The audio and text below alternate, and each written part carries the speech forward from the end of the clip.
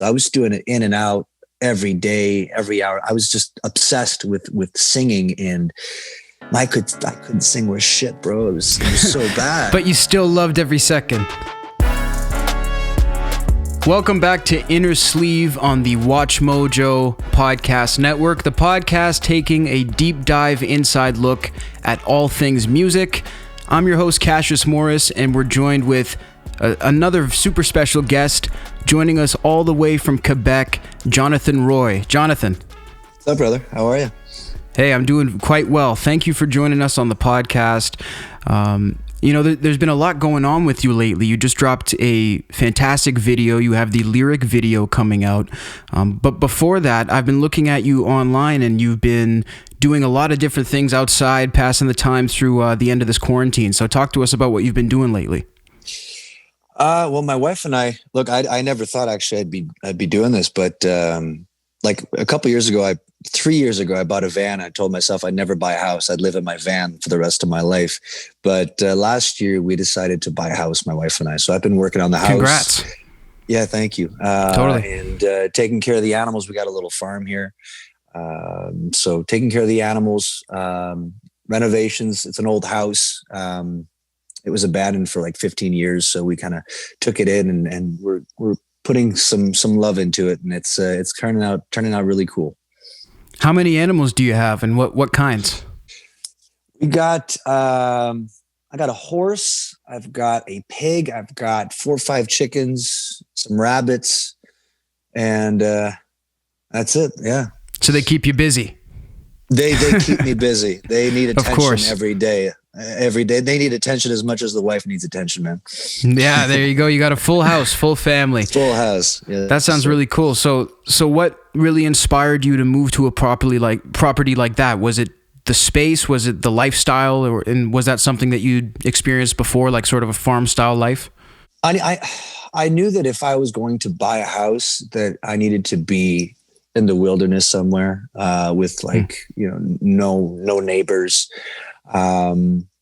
So I traveling around for the last couple of years really kind of told me that I needed to find a house that had everything that I needed, like, rock climbing, from hiking to kayaking, fishing, all that stuff. I needed that real close. Been living in cities for the last couple of years as well, So before I was out in the van, I was out in Toronto for a couple of years. I was also in Montreal.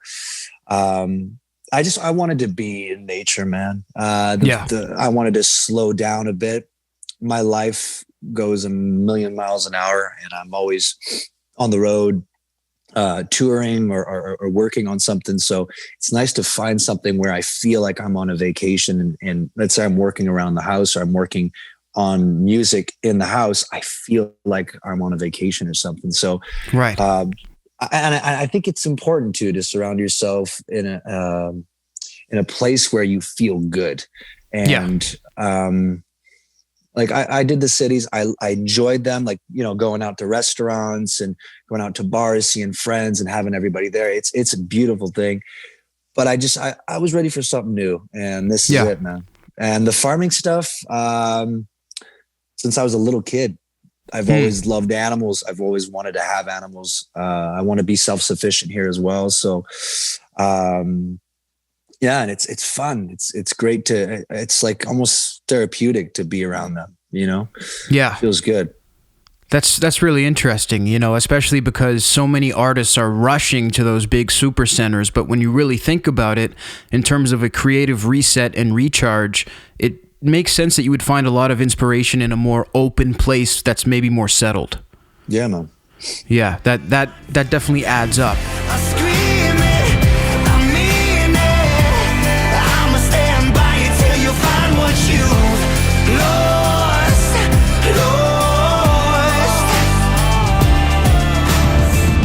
So let's talk about your latest release called Lost, which, by the way, is really interesting and very good. I just thoroughly enjoyed it on every level. So for anyone who hasn't seen the video, you definitely should go check it out.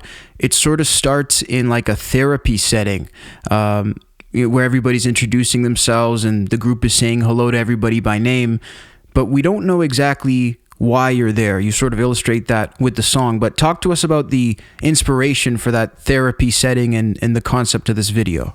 Yeah. Well, first of all, everything kind of started with how and why I wrote the song. You know, there are two,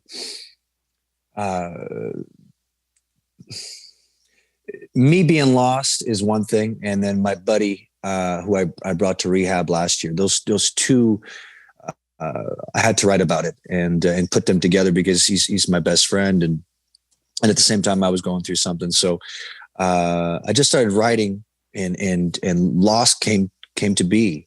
And, it just, for me, it was like getting out my demons, man. I had some shit locked away, and it just felt good to kind of, write about, a lot of them. And, that video was really, really important to me I wanted to do a video. I don't want to do a video that has no meaning, or it's just a bunch of images. Like a montage for the song. Yeah. I needed to have a cool story, and, you know, I'm big into like psychedelics and stuff like that. So I'm, you know, on some psychedelic trips, I'm going in and I'm opening these doors, and sometimes they're scary and sometimes they're amazing. And, you kind of relive certain emotions that you maybe you didn't, you kind of pushed away for so many years, and it's still there. And you're realizing that it's actually holding you back to do certain things in your life, and you need to deal with those kind of things. And, so it's this guy that's just, you know, going through life and he's struggling, and he's going back kind of in his head on why this is all happening, why he feels like this. And so he's opening these doors, and he's seeing, you know, his mother, he's seeing, himself as a kid, he's seeing his ex-girlfriend, he's seeing all these things that he hasn't really coped with, and he's coping as this journey kind of goes. And at the end, he learns to let go, and he learns that it's just part of life, and you're gonna have good days, you're gonna have fucking shit days, and that's just it. And we can't take it too personal. I think we need to, you know, learn from the highs and the lows instead of kind of dwelling on them. Yes. And so, yeah, I think, you know, Samuel Gauthier, who actually, he did the video for Keeping Me Alive as well, acoustic video. And he did a beautiful job. It's his first video ever. The Keeping Me Alive? The Keeping Me Alive was the first video ever. And Lost was the first official, like, without, you know, it's not a live video. So it's an official video, but he's super talented. And that's crazy. We really connect on, you know, how we want the video to look and how, and the stories, and we got a really cool connection. So I'm really happy that you liked it, and I'm happy that people are connecting with it, with the song and the video. Yeah, no, definitely. And you know, one of the things that struck me about it too is that you can obviously tell that there's some deep, real personal pain in this song and video, but at the same token, you let the listener sort of think of their own pain and their own sorrows. It doesn't sort of cast the shadow of those specific details. Is that hard for you, or is that even something that's ever crossed your mind, the balance of that? 100%. And that's really important. Yeah. I think if you show too much, then people can't kind of put themselves in those shoes. And so it's really important to be vast and to leave that for the listeners or the people watching. Yeah. Mm-hmm. So you actually had doors opening in the video, literally. And so that's sort of a representation of the doors that opened through some revelations through psychedelics. Correct. Yeah. As well. Yeah. Yeah. Interesting. Definitely. So what was the main thing that you took away? And when you have an experience like that, that's so powerful, where you feel like you've maybe gone to a different part of your mind, are you writing and documenting this while it's happening, or are you going a couple days later and sitting down and writing? I think it's right after a psychedelic trip, you would go back and you would right away take a tape recorder or your phone or whatever, even a guitar. You just sit down, and sometimes things start flowing really, really good. I do, my sessions are mostly ceremonies with shamans and stuff like that, which are not necessarily me on my own. I'm always well surrounded and with people that I love and with someone that knows what he's doing.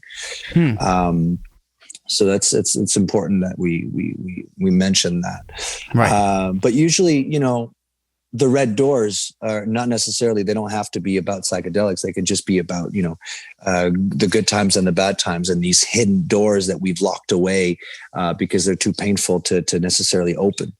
So they're old memories or like that, That makes sense. It can be applied to many different things. And I guess, it's up to the listener to interpret it the way that they decide to.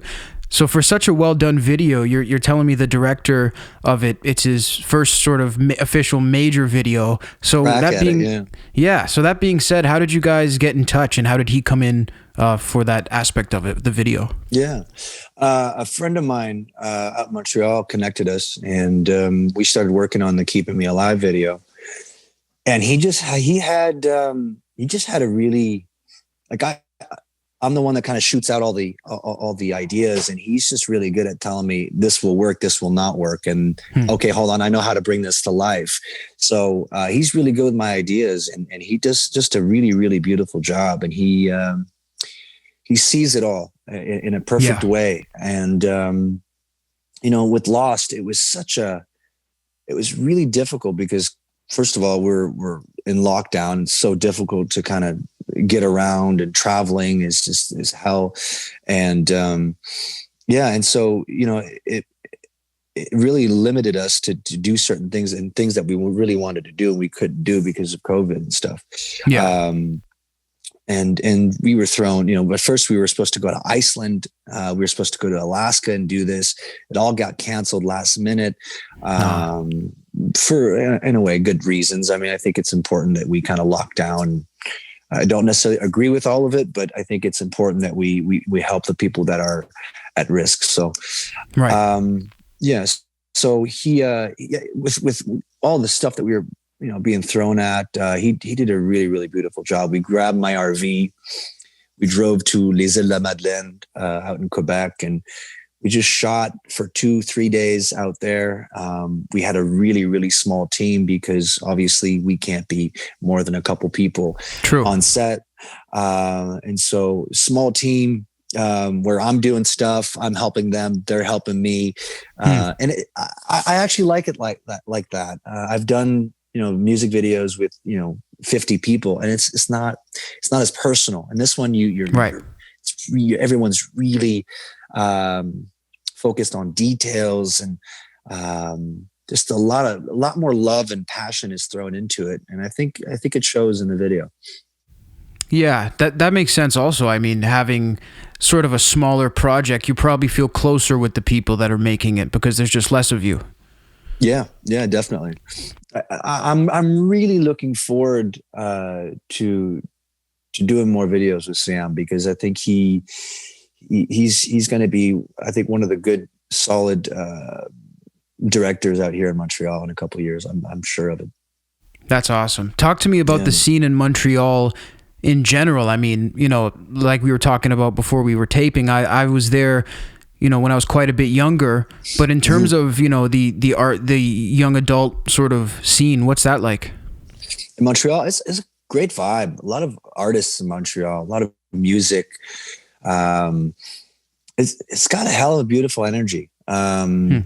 It's got a really creative energy for some reason. And also obviously the nightlife is great, but the creative energy is great. I don't know why, to be honest with you. I don't know why it's like that. I feel like Vancouver was like that at one point, and then Toronto was like that. And then the business came in. It's still business, very business oriented in Montreal, but I feel like there's just this energy to create that's awesome, with all the shows and this during the summer, all the outside festivals. I mean, there's so much action out in Montreal. I don't know if you've ever been in the summer to Montreal, but you should definitely come out here. It's great. It was the summer when I was there, yeah, and I got a couple nice days, got to do a little boat cruise or whatever, and definitely a place I'd like to be. Would you say that there's one dominating genre in Montreal, or is it just something that's open for like hip hop, rock, everybody? I would think hip hop is definitely huge in Montreal. But I think there's everything from, opera to jazz to singer-songwriters. There's hip hop, there's everything. That's what I think makes it great. It's a lot of different cultures. Everyone's different, and everyone's kind of mashing together in a beautiful way. A real melting pot. Yeah, definitely. Nice. I like the sound of that, actually. I want to take you back a little bit to your, some of your formative years. Apparently, from what I hear, your mother would play a lot of piano in the house. Is that correct? That's correct, yeah. Okay. What type of stuff would she play? Was she playing like well-known songs? Was it her own compositions? My mom probably knows, I don't know, 2 or 3 songs on the piano, but they're highly technical songs. She plays really well. She just hasn't learned other songs, but she used to play these 3 songs all the time. And no, I don't even know who has written these songs. I don't know who they are. Right. So she would play. She used to tell us, go upstairs, take the shower, and put on your pajamas. And I'm going to play some piano. And I would just sit there and listen to piano. And I wanted to play like that so bad.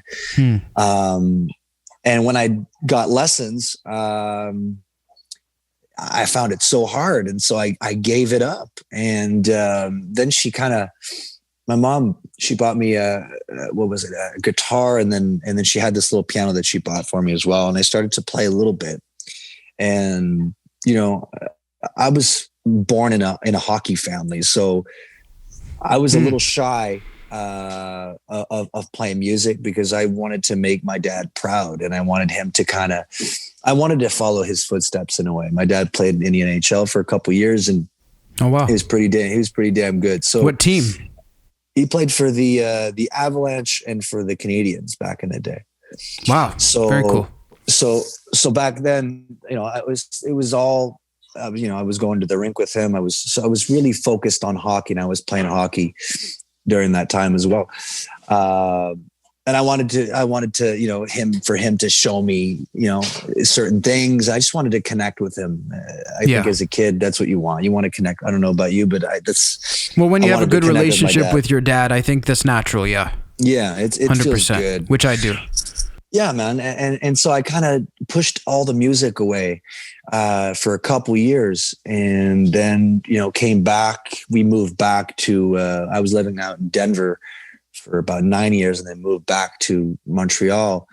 Nice. And got into playing music a little more and a little more, and then getting the guitar out, and the piano, and started to just write songs slowly. And then at 19, I made a decision that I wasn't going to play, professional hockey anymore. And that was it. I threw your hands up, and that was the end of it. That's it, man. My parents thought I was a bit crazy to go after something at 19 that I had never done, but it was the best fucking decision that I ever made for my life. And, I could not be any more happier with what I'm doing today. It's so hard to find. I don't know about you, but it's hard to find shit that you love and to do it and then to live from that. I mean, it's absolutely very rare. It is. And you're so much farther ahead than so many. And, sadly, like if you're doing what you love and you're able to get by on it, at least, definitely and the other thing that's interesting about, your story here is that, I feel like every family unit or even friends that are trying to dissuade you from taking a path that doesn't seem as certain, it's because like anybody who's proposing that is threatening what they see as safe or what they see as the right way or whatever it may be. And they just want to protect you. So was it very difficult, like once you really did say you were done, for things to feel normal again? Or like how long did that take? No, my parents have always been super supportive and always nice. They've always been like, hey, you got to do what you want to do and what you love and keep it simple. But at the same time, there is, hey, but just make sure that, you do get an education, make sure that you have a backup plan for if this doesn't work, this big dream that you're kind of wanting to go after. But they were so supportive, and I went to school, I tried it. It wasn't for me, man. I gave it all I had. I wasn't interested in it. And I wanted music. I wanted to write songs. And so it was it was really easy for me to just go into this. At the same time, scary because, I didn't know what the hell I was doing, but I surrounded myself with some cool people, with some people that had experience. And I just listened and I just started learning shit from right and left. And, just working my craft and for it to become a lifestyle and it's just my life, and not just a hobby that I'm doing on a Saturday night with some boys. So I was doing it in and out every day, every hour. I was just obsessed with singing, and I couldn't sing worth shit, bro. It was so bad. But you still loved every second. Yeah. And at one point, like, okay, now I'm hitting this note. Now I've got a tone. Now I'm starting to feel comfortable. And and it's so cool to think that back, when I started playing piano, I quit right away and I gave it up. And I'm glad that I did, because maybe, I don't know, maybe I would have gotten fed up with it younger or something like that. If you hadn't taken that break. Yeah. That's that. Yeah. You never know how things are going to go, right? I mean, it's crazy to think about it, because every move truly does lead you to where you are. I hate to sound cliche, but I think a lot of the cliches are true. I agree. Yeah, no, it's very true. I agree with you 100%. Yeah, man. In terms of the stage presence aspect of what you do, you have a very strong charisma, just your mic control, intensity. Is this something that came naturally to you, or is this something that you needed to sort of refine over time as well? I think you got to go up on stage and you just got to sing, man. And you just gotta, you can't, no way around it. Just do it, right? There's no way. Yeah, exactly. And it's might be quite scary at first. You might throw up in the back room. And Mom's spaghetti. And it might be completely terrible. Your first show might be awful, but you got to do it. And once you kind of just break down those doors and that fear, I think so many more open up. And then you're doing these beautiful shows, in front of 100 people, and then you start getting much better, and then you're doing 500 and 1,000 and then 50,000. It's just, and it gets crazy. So you just got to just keep doing it. And I think playing hockey for a couple of years, and I played in Quebec, we played in front of 20,000 people every night. So, and I was a goaltender, so I've always kind of dealt good with pressure and being comfortable out in the open and with fans. And so to me, being on stage kind of felt natural, and I was just doing my thing. I didn't really, I was a bit stiff, as I was stiff as a board at first, but that's experience. And then you just start listening. Like I said earlier, you just listen to people, and you analyze, and you go on YouTube and you watch people kind of, that are so much better than you. You just look at it and you grab a few things from them, and you bring it, you start bringing it into what you're doing. And that feels good at the end of the day, because you feel like you're copying, but in reality you're not, because it's always going to be, you're you. So you're going to do it your way, even though you're grabbing something from somebody else. Same thing with your voice.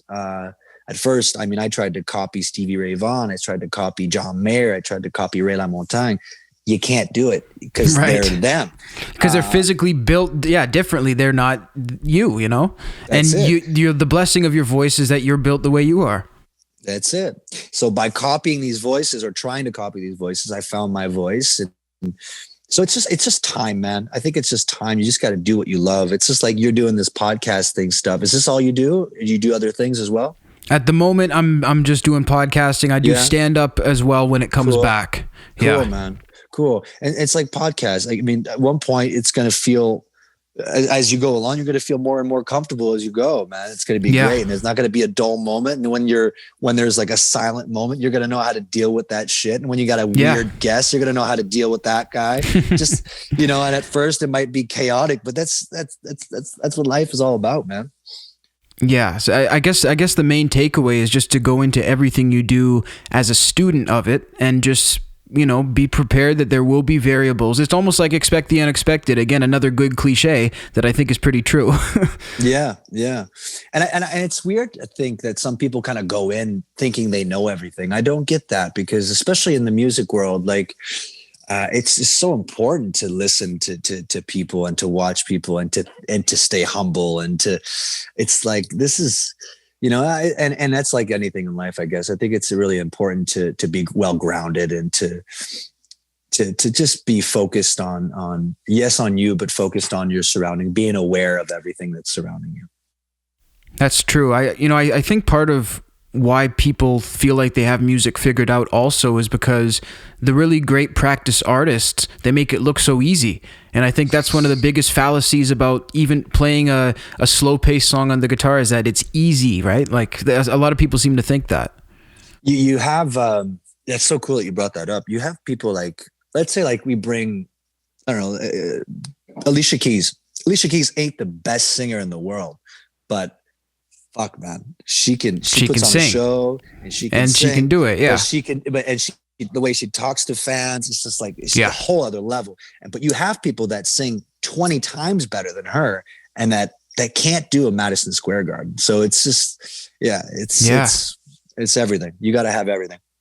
Or maybe can't even get a record deal. I mean, like some of these street performers you see on YouTube, it's like, how is that person not on stage? They're right there in New York. But again, like you said, full package. Yeah, full package. I opened up for a guy named Craig Stickland out in Toronto at one point. Fuck it. The guy can sing, man. It's unbelievable. And I mean, I would only dream to have a voice like this guy. And same thing like Matt Corby. I don't know if you're a Matt Corby I don't know fan. him. No, just these people have these unbelievable voices, and you would think that they're farther, they're as big as, like, say, Justin Bieber or Taylor Swift, and they're not, because there's something missing, and it's those artists, they have something that a lot of people don't have. And it's this natural instinct, this thing that they have on stage or in their music or in their voice or what they're saying. It's just that, you're right. It's a combination of everything, which is beautiful. So. Yeah, it is quite something. In terms of the great Canadian artists, born and raised Canadian, who would you, and I know it's tough to pick just one, so I guess a handful. Who are your top Canadian artists? I don't have that much, man. I don't have that much. Canadian artists, I mean, he's going to hate it because I worked with him for a couple of years, Corey Hart, but Bryan Adams is a beast. I mean, I've always been a fan of Bryan Adams and his songs and his voice. He's a monster, man. So that would probably be my top Canadian solid guy. Pick. Yeah. And if we kind of go like pop, Shawn Mendes, beast, man. He's very good. He's a well-practiced artist. I mean, speaking of them, he's one of them, Yeah, he plays the guitar super well, and he sings great. He's great on stage, and we kind of forget that he's from Toronto. It's insane. Yeah. Same thing with Bieber. I mean, we forgive that those guys are from Canada, which is really, really cool. Because they've just transcended so far. It's like just another artist at the Grammys and stuff, but it's like, that dude is from, he's representing our country. Yeah. What about you? What are your artists? What do you like? Me personally, number one is Neil Young. Definitely my favorite Canadian. I'm a big fan of The Weeknd, and I take a lot of heat for this on social media, but not like his hit singles. I think if you dig into his records, technically, I think he's one of the greatest singers out right now. And I think that as time goes on, he'll get that acclaim, but people laugh me out of the figurative room usually when I say that. I don't know why they would, because he's pretty good, man. I think they just haven't listened to him. His songs on the radio are very poppy, and they're not his most technical songs. So I would assume that they just assume that's his sort of catalog. Yeah. But like a song like Call Out My Name, I mean, that's one of the greatest songs I've ever heard technically for singing, I love stuff like that. I don't know the song. I will check it out though. You got to check that out. That's for me. That's like Pavarotti level. I mean, it's unbelievable. And we actually did a list here at WatchMojo of the top 10 musical artists. Number one was Neil Young. Number 2 was Rush. Number 3, Celine Dion. Number 4, Leonard Cohen. And your man, Bryan Adams, got in at number 5. So had to give a tip of the hat to him. And I encourage everybody to go check it out at the Core Watch Mojo channel on YouTube, and make sure to hit that subscribe button as well for all those top 10s. Another question I wanted to ask, who's an artist that you think doesn't have the acclaim that they should? And you can also name an artist that you think should be in the Rock and Roll Hall of Fame, but I know that's quite specific. Jeez, big question. I mean, I think Ray LaMontagne is should. I remember having a supper out in the Bahamas with Shania Twain and throwing out the name Ray LaMontagne and her not knowing who the hell he was, and I thought, man, like that, he's a beast, you know, and a beautiful songwriter. And I mean, if you know Damien Rice, you should know Ray LaMontagne. I just think that that's so. I think people like that, Ray LaMontagne, Damien Rice, even people like Matt Corby. I just feel like these people should be known a little more, should have a little more action thrown their way. And I think I'm sure Ray LaMontagne will go into some sort of Hall of Fame, man. I'm sure of it. I mean, you have like the biggest stars on the planet singing their songs, but yet these people are so low key that you know, they're just not out in public, and they're not doing interviews. They're just doing music. And I love that. I think, I mean, that's where I'm kind of headed. I couldn't do the whole craziness anymore. I can't do that. And I've only done it at a low level, and it's not for me. I'd rather tour, do my shows, and promote my stuff the way I'm doing it now, instead of doing all these crazy things that some do. It's just better for my head to keep it simple. But Ray LaMontagne, man, have you heard of Ray LaMontagne? I've heard of him quite a bit, actually, but I'm not very familiar with him. Yeah, check it out, man. I definitely will. Hey, we'll both go check something out after this. Maybe we'll discover something new. That's what I love about this. So now your turn. Man. For me, an artist that I think should be in the Hall of Fame or more acclaimed, Judas Priest is not in the Rock and Roll Hall of Fame. Okay. So that drives me crazy. I think Rob Halford is, if we're talking technically, just a seriously underrated vocalist. And I feel like a lot of these metal guys in general, just because of the sort of tone and heaviness of their music, they aren't brought up as great musicians, really. You know, it's a fascinating, strange thing. But it's sad that sometimes people have to go for them to be respected. But I think as time goes on, a lot of these things will start to get that acclaim. So definitely hope that we can make it equal for everybody. I had one more question for you, Jonathan, and I just wanted to know, and it may be a difficult question to ask because, you know, for me personally, trying to look ahead 6 months is kind of tough. But in terms of the next couple of years, where do you sort of want to see yourself, and what are your major sort of goals for moving forward? You mentioned maybe changing how you really go about the career. What do I see myself in like 6 months? Finishing this EP. I mean, this EP has pretty much been done for the last. I've been working on it for the last 3 years. Wow. And it's been ready, and you know, I keep adding songs to it, and I keep taking some out. So just closing that out. After that, man, I'd love to for the world to get back to normal, and the new normal for us to tour again. I mean, I miss that. It's a way for me to kind of balance myself out. I love touring. I love being on stage.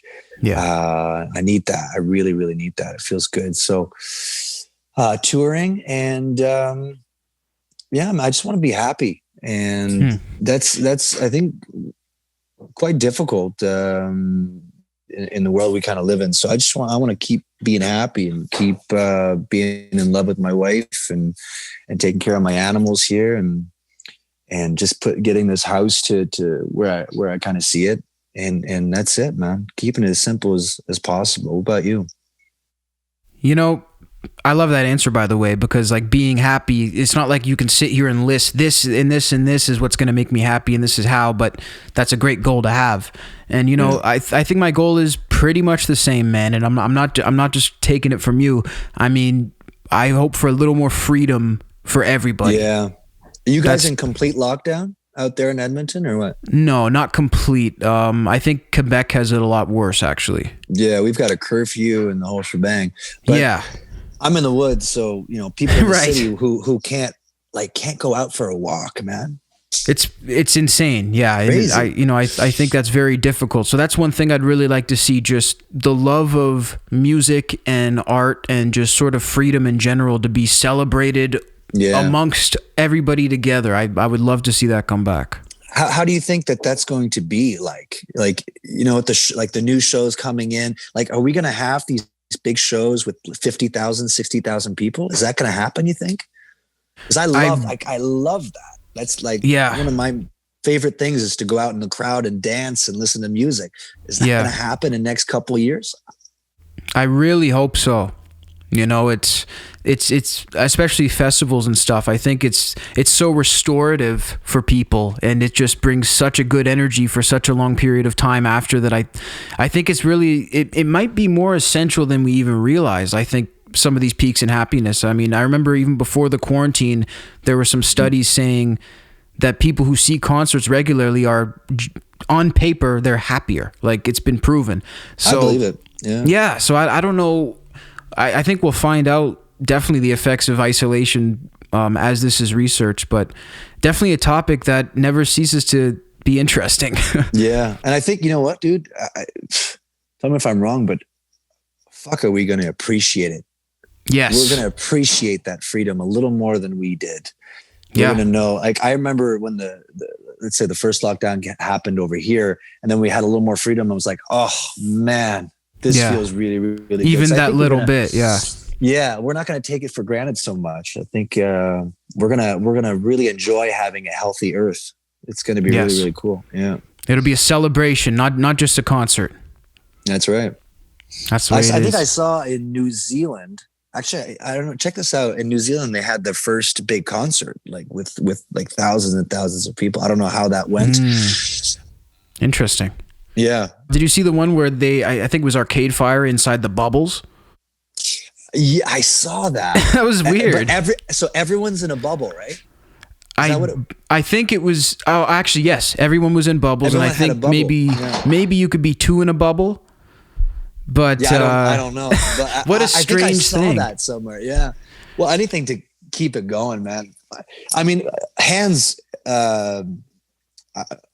I think it's amazing that some artists kept doing shows, and I mean, I think Brett Kissel was out in Edmonton as well doing like drive-ins or something like that. I think that's awesome that everyone kept doing that for the folks, and kind of taking care of their communities and getting them to kind of go outside and to, even though everything was canceled, I think it was important to do these kind of shows. So that's good on those artists for doing that.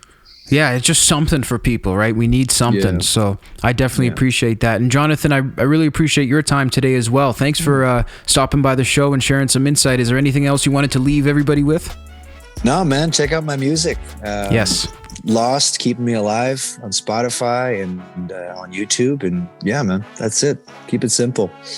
And thank Jonathan you Roy. for helping me out and promoting my music, brother. I really appreciate it. It was nice talking to you, man. Yes, thank you so much.